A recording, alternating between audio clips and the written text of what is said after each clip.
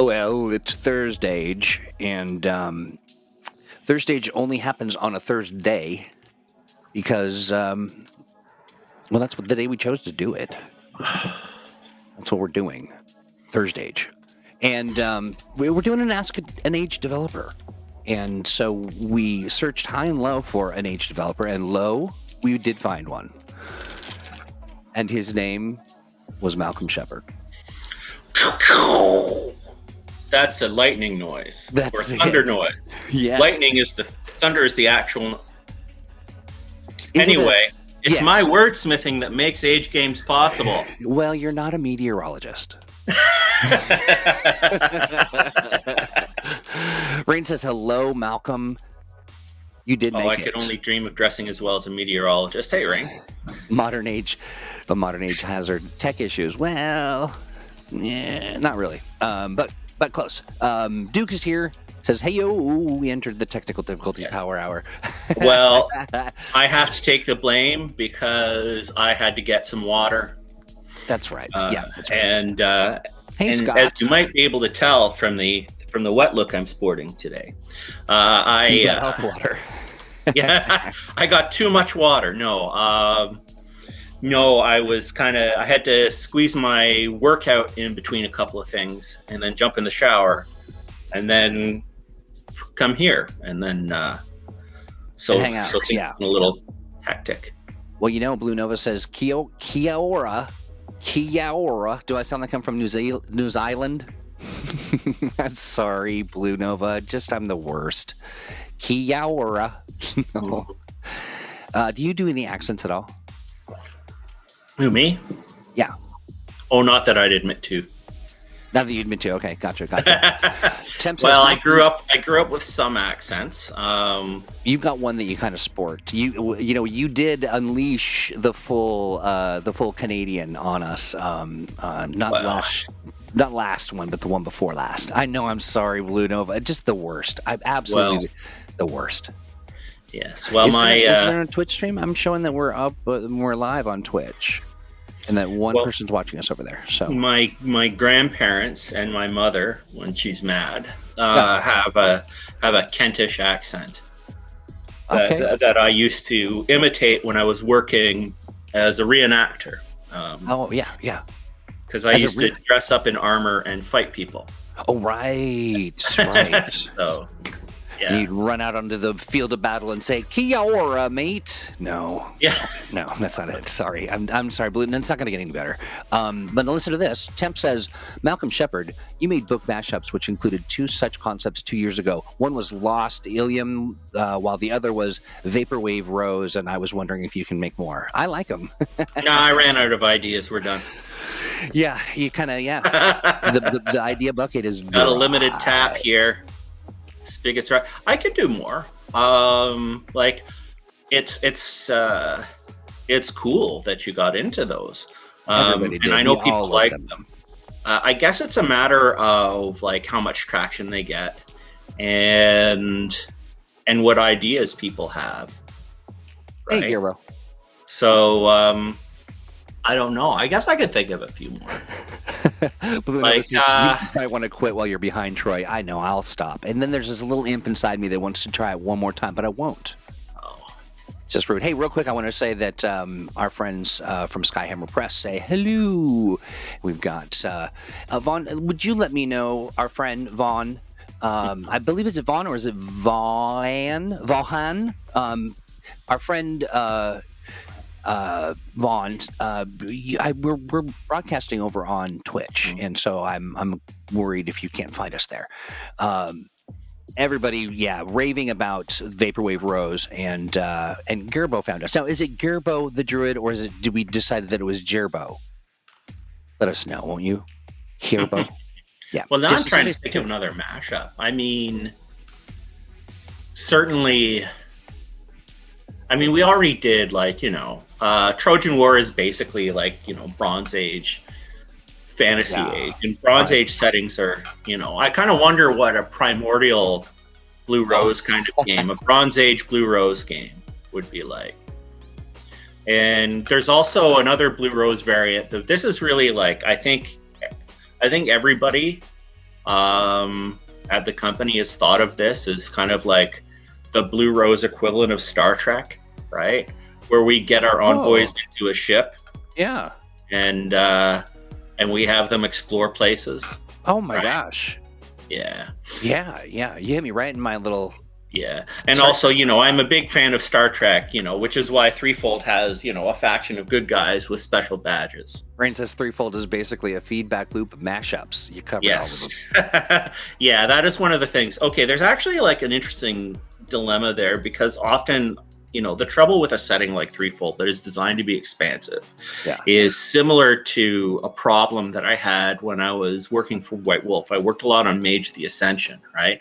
And one of the things is that in both cases, like the bigger expansive game line tends to like presume upon the other game lines, because, in Threefold, I can basically fit any other age setting into Threefold. Right. Yeah. With a little bit of, stuff. Massive, with a little bit of elbow grease. But the thing is, that's not necessarily desirable, because Threefold also has its own themes, and the themes underpin the setting. Right. So, I don't want to impose that on Blue Rose. Right. Sure. Or on Cthulhu Awakens or on anything like that. So that's kind of left, up to the reader if they want to do that. That said, sometimes I do like dropping the odd, interesting reference, right? Like one of the examples of that is the his enemies and allies for Modern Age, right? Where we everything in there is part of Threefold, right? And there are some things that you could take as Threefold references in there, but you don't have to, right? Yeah, they're general enough.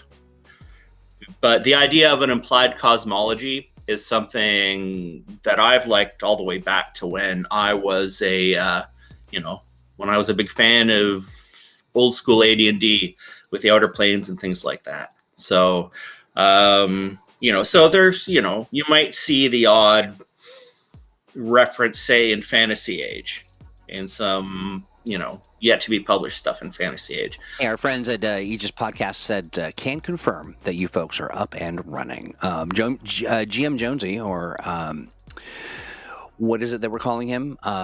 Indiana Jonesy, says Cyber Slice Blue Rose. Yeah, that's interesting. Oh, that would be interesting. ThursdAGE Blue Rose says Gerbo. It's a hard G, soft T. Gabriel, he druid. Yeah. But one. Sailor Moon's close. Yeah, actually, it is a lot like I'm not a big magical girl anime aficionado, but I can certainly see it from my limited perspective. Hey, real quick, didn't we do this? Wasn't necessarily a mashup, but it seemed like a little dip into nostalgia. Didn't we do some kind of a take on the A-Team? Was that it? No, we did do a thing about how to do that genre. That's what it was. Yeah. For some reason, I keep in my mind wanting to set Charlie's Angels style sort of genre. But does that fit into the A-Team genre? Like, what would that be? What genre would you? I guess that's all cinematic action, right? Sure. Yeah. I like it. What about Three's Company? Where would you put that? Well, I don't think Age is the right game for Three's Company. Are you sure? Maybe Blue Rose. Well, if somebody has a system that'll do it, come and knock on our door. Hey, nice. We might take a step that is new. Yes. And is there anyone in this, I think this is just amusing you and I, Troy. That's all that matters. Skyhammer Press says Threefold's Company. Yes. I love it. Blue Nova says, I want to use the campaign setting Savage Dawn in Fantasy Age. It's free. I am not familiar with Savage Dawn. I've heard about it a couple. Is that a 3-point stunt? It is, honestly. It is. Yeah. It is indeed. Okay, well, so listen. Now you are Malcolm Sheppard. You are a developer. You are a man about town. You are a swordsman. You are a tap dancer. Many people don't know this about you. No, You not are that. also you make Canadian pinatas. Okay.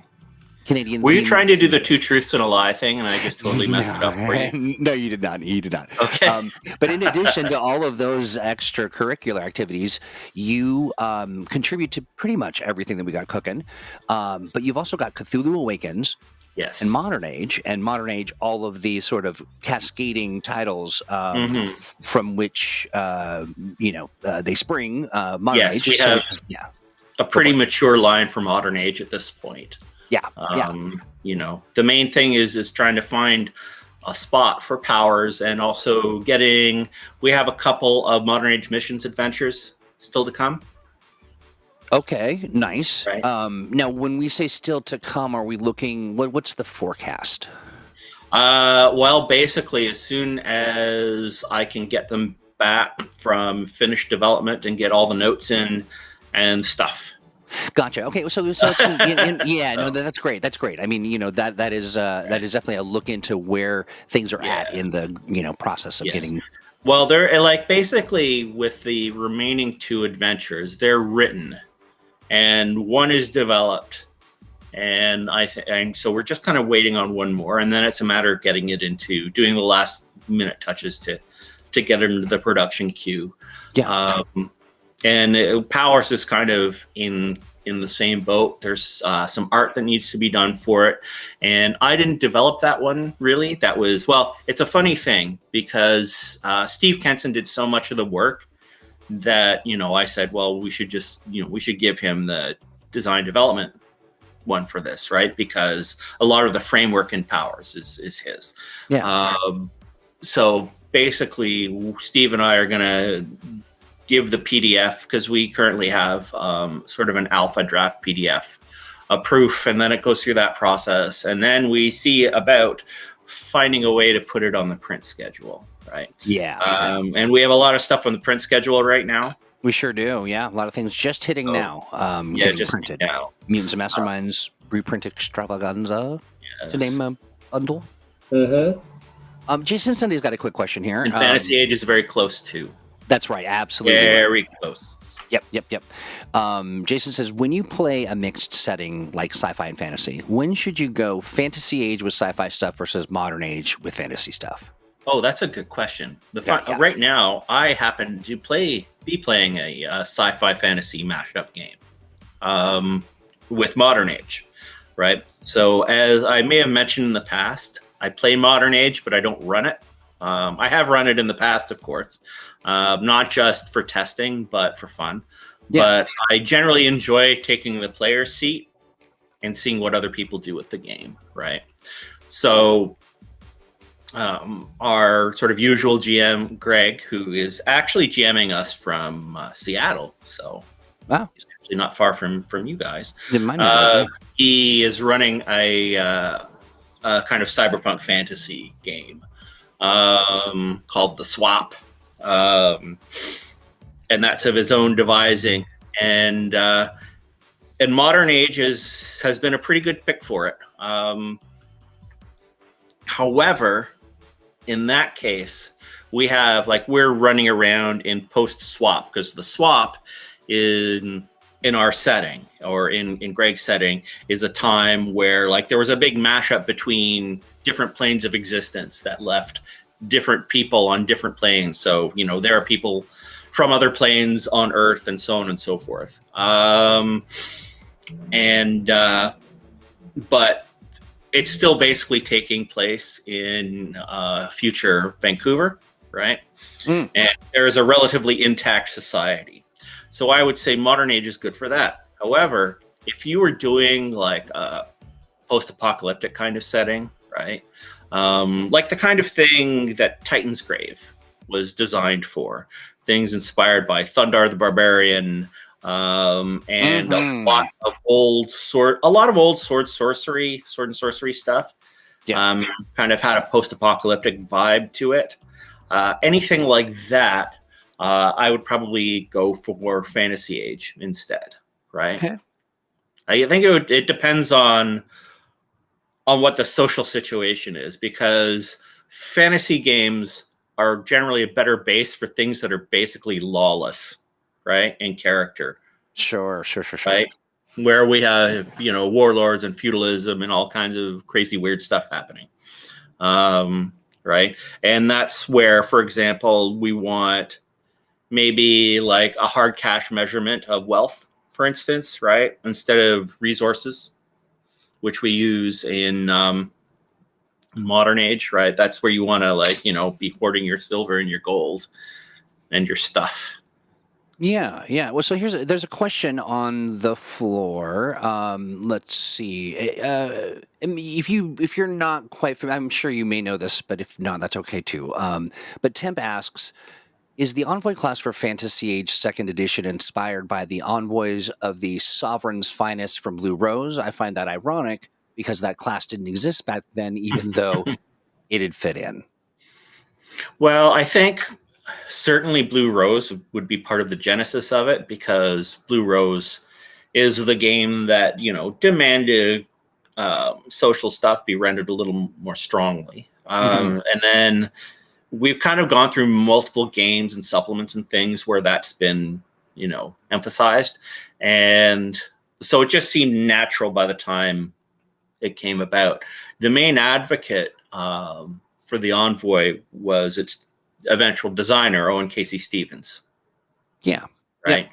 So really, that is, that's Owen making his mark. And I wasn't sure how it could be accomplished when he talked about it, but then he did it and I was wrong. So, that, the mind of Owen Casey Stevens, he's a brilliant man. And speaking of brilliant man that we love and want to support with all our monies and might, there is a bundle on Drive-Thru RPG, and I'm clicking through to get it now. And I will drop the link in there, but folks are going to want to check that out because it helps with some medical bills. Yes. And I will, sorry, I'm typing and talking at the same time, and that never turns out well. There's another question. So what's this is from our friend Gearbo. So what's the concept behind the Powers book? An expanded exploration of a wide range of power concepts and models, superpowers, psychic powers, super tech, modern magic, etc. Yes, all of those things. Ooh, okay. There you go. Mainly, the main difference is that it's not a replacement for Mutants and Masterminds. So let's get that out of the way. If you ran a superhero type game, it would be more like TV superheroes, I guess. Okay. It would be more like the power levels are more like an early season CW Arrowverse kind of show, let's say. Or what was that show where there was a guy with a katana? Heroes, yes. Yeah. Like where you could do that kind of thing. Okay, except for maybe Time Stop Guy. That gets a little tricky. But what we want to do is not really go like, here's a whole separate system of superpowers, 4-color style superpowers. Instead, we divide it up. First of all, we have some stuff about magic. So more magic, extending from the material in the core, including some optional rules for magic, some of which are now present in Fantasy Age, actually. And then we go into a similar thing for psychic powers. Okay. Then we go into enhancements, which are the kind of way we do general powers that aren't psychic or magic, right? And then we go into some new things. One of them is a free-form power system that Steve invented. One of them is sort of a ritual, gradual building of power system that was prototyped in Threefold that Steve brings into more general use in modern age. We also have some things for ancestral powers that, again, we prototype some of the ideas in threefold, where instead of having a unitary ancestry, each ancestry is a bundle of things. And basically you pick and choose from the bundle, and your character defines, their own extraordinary ancestry and what that means. Nice. Hey, real quick, Right. I want to interject. And a whole bunch of items. I'm actually really chuffed about that chapter, because there's alien artifacts and modern magic items and fringe science and all kinds of cool stuff. So, and those were, yes. And that section was actually from the authors of the Feral Hogs adventure. That's right. I want to remember that. So that's our friends that we're also doing the expanse string for a while. Hey, yes, real quick, Matthew friends, and Chase. That's right. I dropped in 2 bundle links. It's not just one bundle; it's 2 bundles, and this is all in support of Owen's medical bills. The first bundle is wow, this is a lot. It's a multi-publisher mega bundle, which has more than 100 PDFs. So it's a combined value of over $700 for just $34.95. I mean, that's amazing. And then we've got 80 PDFs with a combined value of over 700. Another multi-publisher mega bundle for $34.95. So yeah, we're talking means mastermind stuff. We've got Evil Robot Games, full. Let's see, John Brazier Enterprises, Cobalt Press, Legendary Games, just on and on and on. The list goes of some pretty phenomenal developer or publishers, and so go pick those up, and it benefits our friend in need, who is a friend indeed. So let's see. Yeah, right. Nicole says heroes. Of course, Malcolm remembers the sword guy. Because you're kind of the sword guy, aren't you? Well, I teach. My hobby is teaching historical fencing, teaching and practicing historical fencing. Right. Yes, and that's not just sort of like tying twigs in a barrier around your house. It's yes. Yeah. And I do believe there is one regular who's also a historical fencing instructor. Who comes to the chat. Oh, what is their name again? Never mind. I know who you're talking about. But I'll remember at 2 this morning, and I'll call you. Yeah. But I gotta fight him someday. How you feeling about diving into some Cthulhu Awakens? So Temp, our friend, says, regarding Cthulhu Awakens, what differentiates it from other Cthulhu media? Well, a couple of things. First of all, we treat the mythos as the source material to create a coherent game setting instead of emulating the Lovecraftian literature. So that's the main one, which means we use Lovecraftian literature that's in the public domain, but we don't necessarily take it at face value, right? And part of that is necessary because, of course, of some of the biases in that stuff, right? And some of it is just to allow us some creative freedom. Yeah. So when you read, when you read one of the foundational mythos stories, in our treatment of it, it's not necessarily going to have actually happened the way it is in the story, right? Okay. Like anything that involves thinking that there's such a thing as a degenerate culture, right? Didn't happen that way.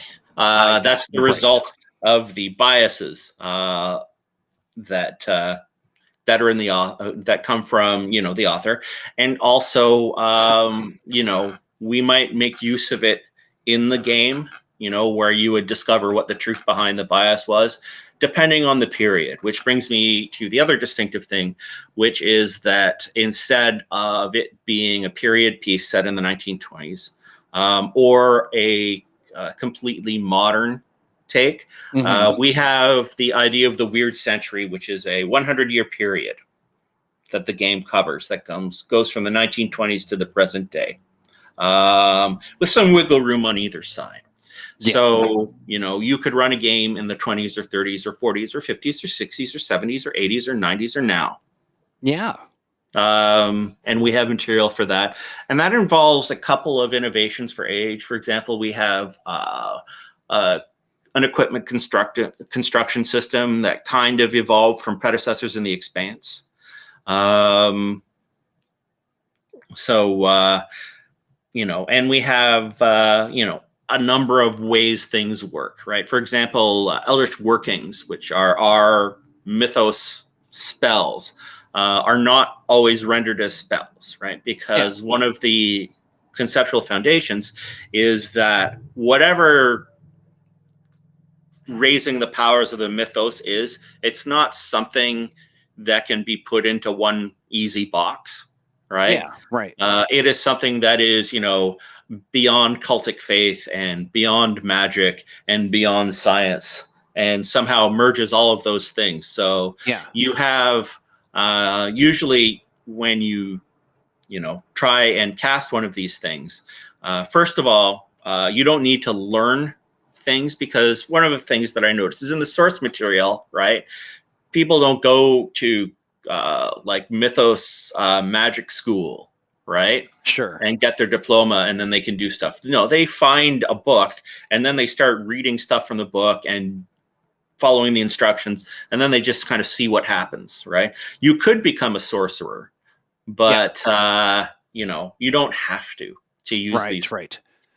But if you studied from a text that was scientific in nature, right, you might need computing power, or biological samples, or like strong electromagnets or something like that, right? Whereas if you studied it from an occult source, you might need completely different materials. So Arkham Community College, says GM Jonesy.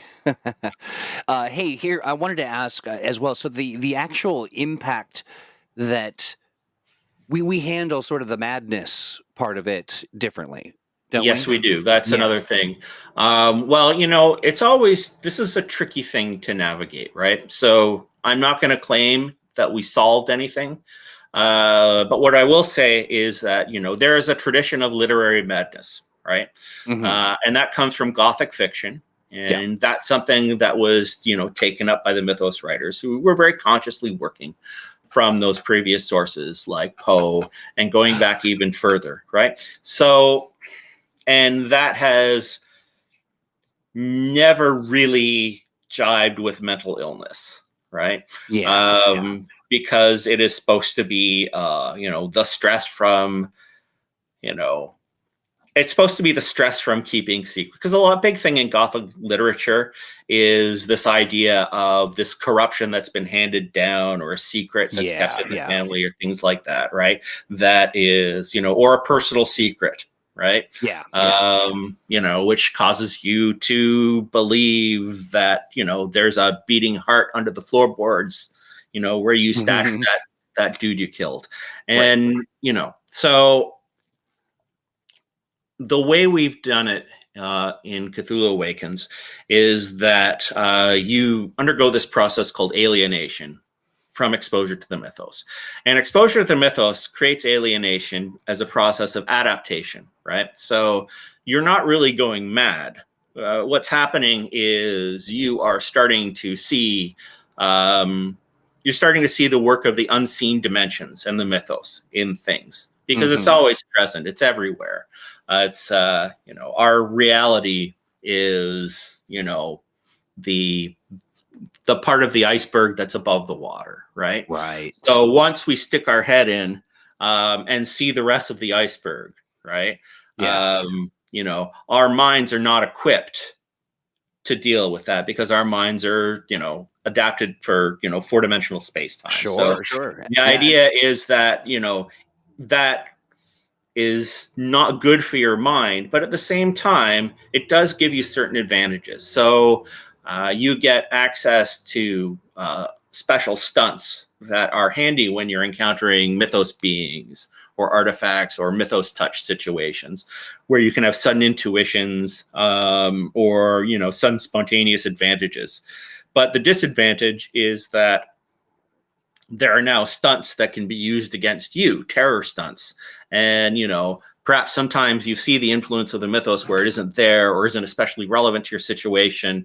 Or sometimes you are entranced by it because of that connection you have made. Gotcha. Right? Yeah. But it's separate from any kind of mental illness or psychological difference in the usual sense. I really like that. I mean, I enjoy the Cthulhu mythos. I really do, but I hated. I just didn't personally enjoy the mental illness as a trope to kind of. It just felt weird to me. Yeah. That's just me, but I really love this this approach. It is. Yeah. Well, I mean, I think we're just trying to narrow down it down functionally, right? Mhm. Because, actually, because the idea of literary madness going into Lovecraftian fiction from the Gothic tradition is a big, complicated thing to get into.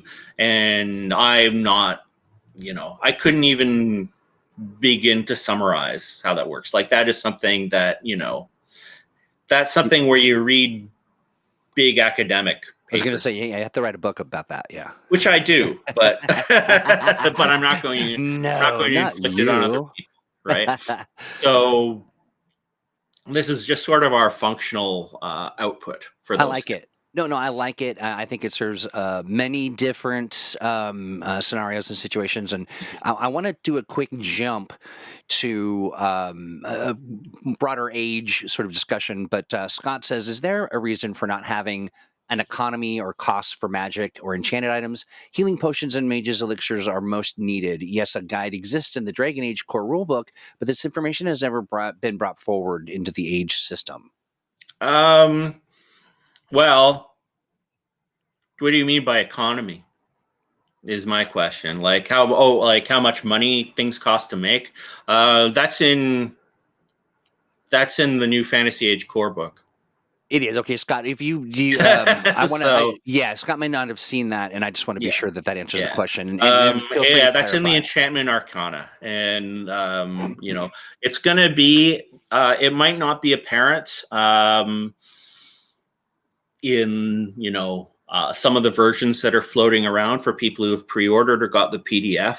But updates have since happened. Right. Oh, I see. We did a big errata check.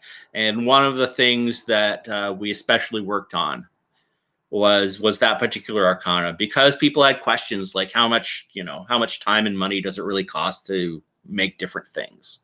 Okay. Right? Oh, and that's interesting. So I'm going to check on when we would update or have updated the PDF, and I believe that people who have an older version will get a notification, but I'll find out for sure. But let us know. And then, this is great. Blue Nova says, I just realized you could use Cthulhu Awakens and Modern Age and run a Weird West like setting. Brilliant. You certainly could. Such a good idea. I like it. I guess the other thing I want to, however, one thing is those are the costs of making those items. In terms of how much it costs to sell those, it really depends on the kind of game you want to run. We do have guidelines in the rewards chapter about, tweaking the commonality of different items. But generally, age is not, or Fantasy Age rather, by default is not as magic item heavy as, say, Dungeons and Dragons, right? Yeah. Let me see here real quick. I'm looking into that. Like, everybody's like, is the updated PDF already available? Has the errata made it to drive through? Has Fantasy Age 2nd Edition been updated by now? I don't know any of those things. I'm finding that out right now and giving you at least a thumbnail sketch as to when the updated stuff, because as I'm just learning with you friends, there's improvements have been made, and we just want to make sure we find out when this will get to you. So back to the Cthulhu Awakens. Give us sort of the sketch of where are things right now with that project. Like, I know you've worked on a bunch of stuff, and I know that there are people, they've done a lot of different. The team has basically made contributions almost all of the Kickstarter goals are ready for production. The only exception is the zines, which we farmed out to get done because we had a fellow with a very graphically interesting voice that we wanted to kind of try out. So it's a matter of following up with that. With the core, the recent thing is we had a bit of a delay finding someone to, we have kind of an alpha PDF for proofing right now. Mm-hmm. And we had a delay finding someone to do a professional proof of that. Now, I should tell you how our proofreading process works. So first of all, we get the raw text's final draft from the writer, right? This is the one that I've already sent red lines for from the first draft saying, do this, this, and this. So it gets sent back. I do a final go over of it and I make any changes that I think are necessary. Sometimes that involves some radical changes and it's not necessarily to do with the writer. It's to do with, say, I want to organize something differently or change the emphasis, right? So I do all that. Then it goes to an editor. Then it comes back to me. Then I look over it again. Then it goes into production, and then it goes through a number of prototype layouts, right? And then one of those layouts is considered complete enough for proofing processes. So we get it proofed by someone who is not me or anyone who has previously handled the text. The reason for that is anything that we miss, we would be inclined to miss again, right? So it makes sense. However, finding that pro proofer was a little tricky. And then in the interim, we did some fairly major refinements to Fantasy Age before it finally went out the door. And so the question came, is there anything in Fantasy Age that could be used to improve Cthulhu Awakens? So currently, instead of having the pro proof happen, I am doing the initial proof. And then it's going to the pro proofer who we have finally secured to do their start about a week from now. And as I go through it, as well as looking at the usual stuff, I am going, is there anything that we did in Fantasy Age that I think would be a really good idea to add to Cthulhu Awakens, right? And I'm not, and this isn't anything major, but there are things like the way we do grappling in Fantasy Age is a little different from Cthulhu Awakens. So, which is better? And I will, implement the one that is better. And so as I go through doing that, and, dotting the I's and crossing the T's and so forth, eventually I'll be finished. Then it'll go to the professional proofer. Then it'll come back. Layout will be finalized because we've gotten all the art in, but not all of it has been dropped into the draft that I have. Gotcha. And Hal may elect to make some stylistic changes and so on and so forth because, he is also working to make it look as good as it can. Yeah. Yep. Right. And then once all that is done, that becomes the PDF that would accompany pre-orders or go out to backers. So that's where we are now, is in the process of getting it just right for that. Nice. But the whole thing's written, right? Yeah. And we're just kind of in that refining, improving, and I also am very excited about this because when we roll that out, we're going to be doing our Bakai. Yes. And one thing we will be doing is for the first run of Revelations of the Bakai, what we did was Ian sent me his notes for the game, and I turned them into a kind of designer's note style adventure as a bonus. And we know that it's taking some time to get this out the door. So basically we have put this together as an additional thing, as a thank you. Nice. Yes. So that's in addition to everything else. Thank you, Nicole, for breaking the news. I'm just getting details right now from our friends on the updated PDF. So yeah, really in a matter of days. And I'm presuming that's going to include the updates that you spoke to, Malcolm, because there's a wrap-up, but then there, yeah. So we'll and we'll double check just to make perfectly sure. But no, we're looking in a matter of days. So thanks, Nicole. Okay, great. So, all right. So that's now I can focus. And we talked about. Oh yeah. So, as far as the next sort of adventure for the Bakai, is that going to be also kind of included in the same way? Are we doing something with that, or no? Just the first run, I think. I think that's going to be the best. Yeah. Unless unless it ends up being a huge deal, in which case, of course, we will totally change our minds. Yes, absolutely. Well, yeah, we reserve the right to change our minds. Absolutely. Right. Okay. And one of the things too is that I will warn folks who watch the stream that there is a bit of a difference between an adventure run on a stream by an experienced GM and an adventure as written down. So there may be some differences. Oh, sure. Right. So just so you have that, because one of the things is that, when you're running an adventure for yourself, especially when you know the system well, there's generally going to be, it's generally going to be like one page of notes, right?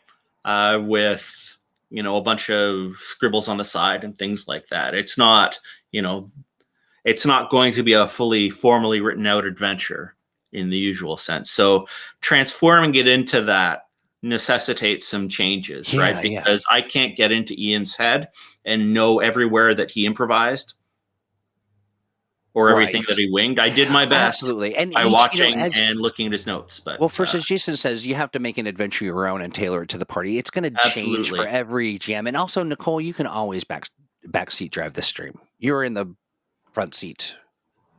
Don't worry about that. That's not a thing. But yes, yeah. That's great. Absolutely. Drive us. I mean, and generally speaking, if Nicole's backseat driving us, we're going in the right direction. That is something I have learned. So this is good. I just want to include this bit of update. When we update those PDFs, we send out notifications through DriveThruRPG, and we do that through, I believe, Nicole, and correct me if I'm wrong, but the Fetch app does a notification as well to say, hey, your PDF is improved. Come get or here is the latest version of that. So my understanding is you will get notified. No one's going to be sort of sitting there waiting or finding out that they've been sitting on an old PDF. We'll make sure that we sing it for you. Blue Nova says, are there any plans to make the Brass Lightning sample setting in the Mage Companion into a modern age companion into a small print-on-demand booklet like Cyberslice? No. Sorry. There you go, my friend. The idea was just to have something. Okay. One of the things that I like as a designer developer is iconic stuff. So one of the things you'll notice in modern age is that you'll see the same characters get into shenanigans over and over again. Those are the iconics. I don't have stats for them or anything. I have a general idea of what their expertise is. And what their expertise and role is. So I can use them in See you, Duke. all kinds of situations. So that's one thing. So for the Modern Age Companion, the idea is that Brass Lightning was an iconic setting because it's a setting full of the kind of weird stuff that the options in the companion do. You know what? I'm increasingly thinking between these and the mashups, there are a bunch of ideas that I don't necessarily have time to do. And part of me wonders if we could figure out a way to maybe make those like Creators Alliance fodder. Mm-hmm. Yeah, So here's that, maybe, I don't necessarily have time but how about to this? make Brass Lightning, but maybe somebody else does. Maybe we can figure out a way to make that happen. Until that happens, don't touch it, though. We still own it. But Well, how about this? Here's an idea. I know that you got plenty of ideas, and I wonder if we shouldn't do sort of an evening with Malcolm Sheppard, where folks yes. can come and you can sort of say, "Here's an idea dump," and just take a dump. Oh, maybe. You never know. I mean, it's always depends. Like I have done, okay. So it is not a well-kept secret that we are noodling around ideas for a science fiction game. That is not The Expanse. Well, I think I'm probably in my third or fourth outline of that now. Mm-hmm. And it's a matter of getting it just right. I had one outline that was like full of super experimental age mechanics, for scaling and, psychic stuff and all. Like it was just, but the learning curve would have been awful. Like I was going to de-link the degree of success die from the stunt die so that I could get all these. I was going to include a lot of weird dice tricks and stuff. But then at one point, it really kind of went far away from what would work. Blue Note is asking real quick. Were you the one that had the ideas for something like Shadowrun, but not Shadowrun, that you said you'd love to explore? Yes, I cracked the idea for a cyberpunk fantasy game that I would like to do that does not use a premise resembling that of Shadowrun. Yeah. And I wish I could tell you more about it, but it's one that we've been noodling around internally. GM Jonesy provides a real quick update. Cthulhu Awakens Roll20 edition. They're working on loading in all the data and building out all the drag and drop functionality for the compendium and the character sheet. Nice. Yeah. So I mean, I had this other science fiction setting idea that was like a weird, like Philip K. Dickian Macross KOTOR mashup. And I even made a PowerPoint presentation, and everybody thought it was too weird. So probably going to scale bits of that back and see if I can make it stick again. Interesting. So here's a question for you. As we move into the waning moments of the show, is there an idea that you carried around with you that finally saw the light of day, in some sort of like, I think back on sort of when I talk with TTRPG developers, I think in game developers as well, video game developers, a lot of the ideas that they kind of are able to sort of bring to fruition have morphed and changed and grown over time, and they've carried some of those jewels with them and sort of were able to implement them in really remarkable ways in our space as well as the video game space. Do you have something like that you carried with you, or that you're carrying with you, that's sort of percolating? I think everybody has interests in any creative medium, right? They have themes and ideas that they want to explore that come up repeatedly in their work. I guess for me, part of it has to do with a lot of philosophy of consciousness stuff, because that was something that was of tremendous interest to me when I was younger. So there's a lot of stuff about philosophy of consciousness in Threefold that is kind of tucked in there. For example, souls are a big deal in Threefold because souls are the containers of consciousness. Mm-hmm. Gods don't have souls in Threefold. So gods are essentially kind of machines in Threefold. Interesting. And it's one of those subtexts, right? That we don't talk about, which renders the question of whether optimates who are half divine, half souls. And I have some internal ideas for that, but Threefold would have had to have sold a lot more books for me to explore them. But maybe I'll talk about it someday. Yeah, I gotcha. Right. Certainly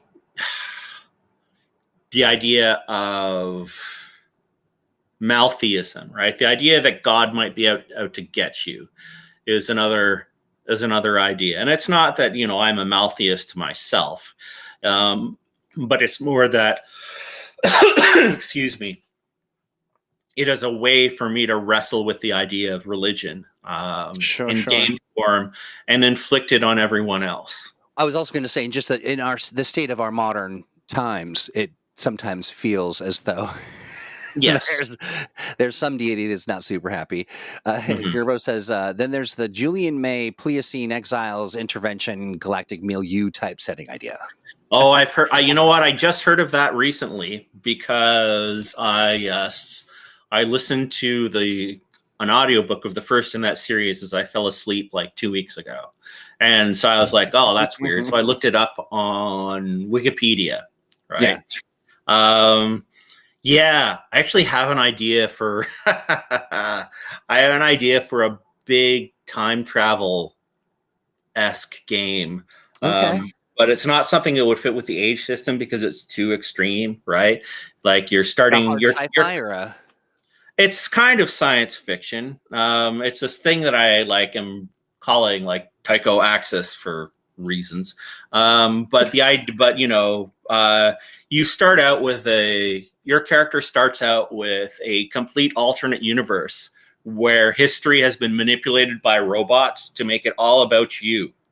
Oh, okay. Right. So all of human civilization in this fork has been manipulated by robots who have been told that your eventual, who have told all humans that your eventual birth is like just the purpose of human civilization.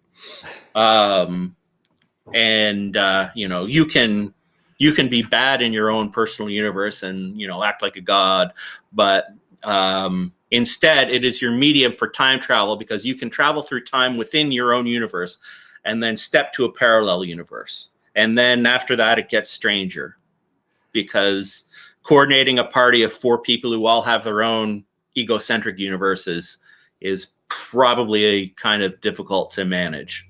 I see. So that's an idea that I had that I'm not sure anything will come of. And then there's what else? Oh, and then of course there's Swords of the Shadow Planet, which is not an age game at all.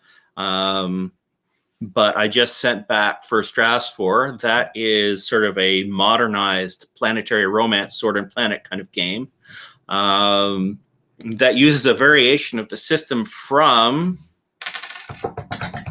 Orc.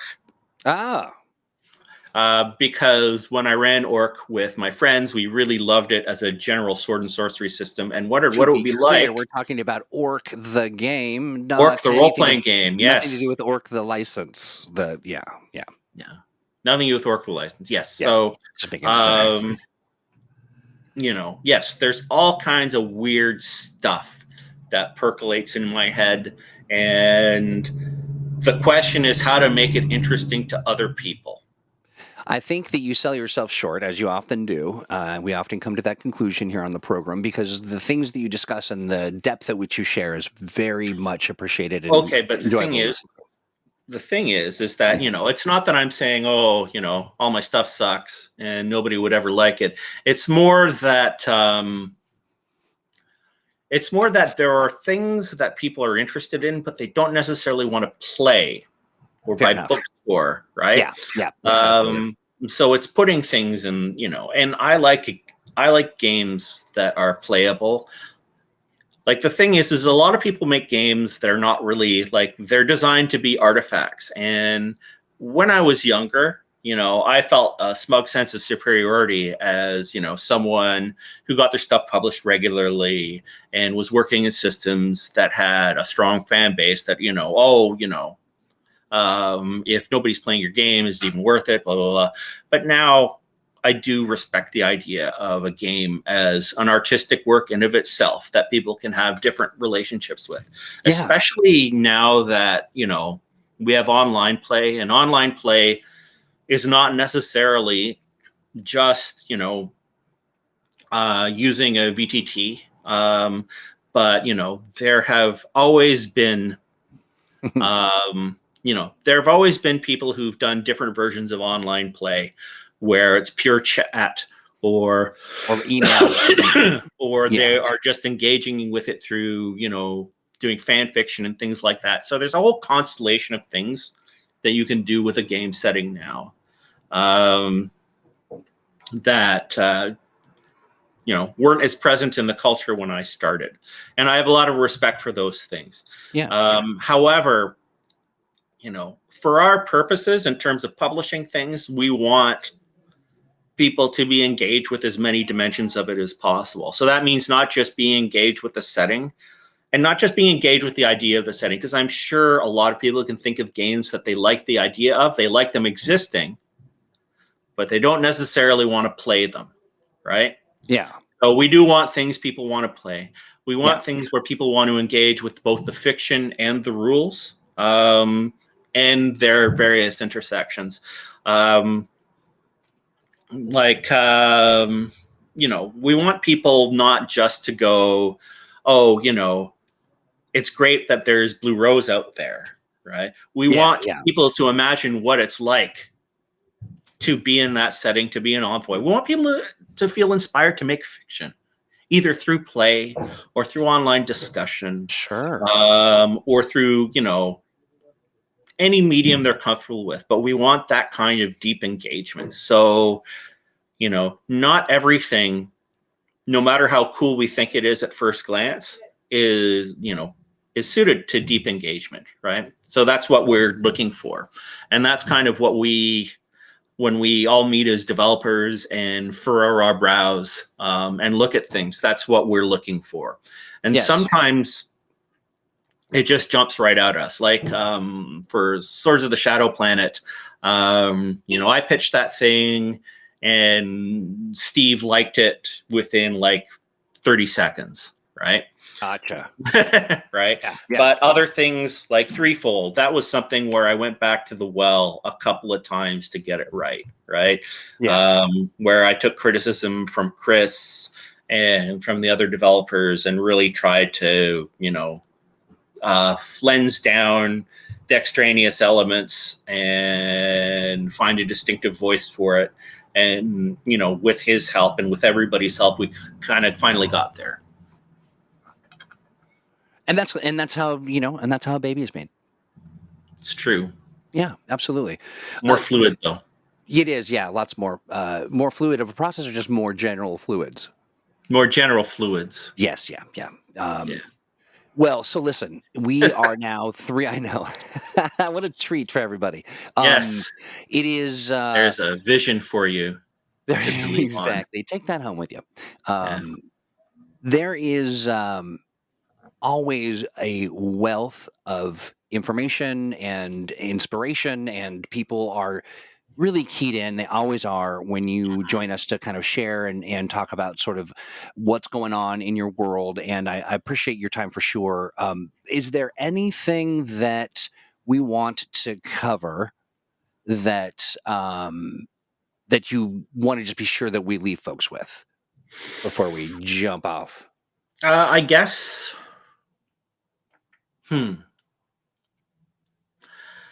I guess probably a soft mention of the Swords of the Shadow Planet, because we mentioned that once several years ago when we initially decided to do it, and then the pandemic happened and we couldn't work on it for years and years. So I'm just going to leave that in people's heads. Not an age game. Certainly an age conversion supplement might not be totally out of the question. I'm not saying we have plans for it, but we could plan it maybe. And aside from that, one thing I'll say is when it comes to, excuse me, things like Blue Rose and Threefold and Stranger Shores and the setting of Cthulhu Awakens,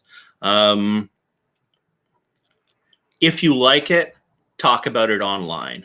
Run your games, talk about why you enjoy it, tell people about it. Because one of the things that I think is happening right now, generally in role playing, is that there is a reemergence of the value of setting. Right? That the fiction isn't just the thing that you output. It's not just incidental to playing a game, right? It's like an RPG isn't just a fiction producing machine, but has a relationship with the fiction that comprises its setting.